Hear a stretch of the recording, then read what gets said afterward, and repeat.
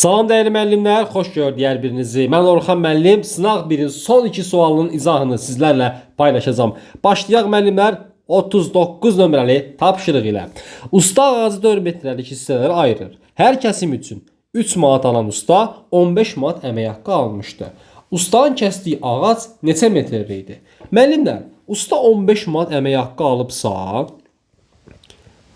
hər kəsim üçün də 3 manat. Deməli, neçə kəsim aparıb? 5 kəsim aparıb. 5 kəsim aparıbsa, neçə hissəyə bölüb? Yadınızdadırsa, biz demişdik ki, kəsimizlə hissə arasında 1 vahid fərq var. Hissələrin sayı hər zaman 1 vahid çox olur. Yaxşı müəllimlər. Deməli, bizim 6 hissəmiz var.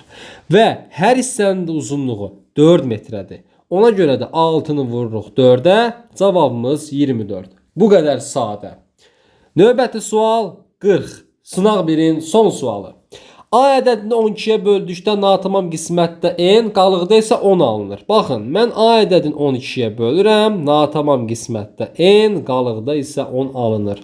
Yaxşı, bu ədədi 4-ə böldükdə alınan natamam qismət və qalığın cəmini tapın. Müəllimlər, biz bölünən, bölən, natamam qismət və qalıqda nə demişdik? Bölünən həmişə bərabərdir. Bölən vurulsun natamam qismət üzərinə gəl qalıq. Düzmü? Bəli. Deyir ki, bu ədədi böl neçəyə? 4-ə. Mən də, baxın, 12n üstə gəl 10-u bölürəm 4-ə. 12n-i 4-ə bölsəm eləyəcək 3n. 10-u 4-ə böləndə 2 dənə tam düşür və qalıq da qalır 2. Yaxşı. Məndən nəyi istəyirdi? Natamam qismət və qalığın cəmini. Natamam qismət 3n plus 2, qalıq da 2.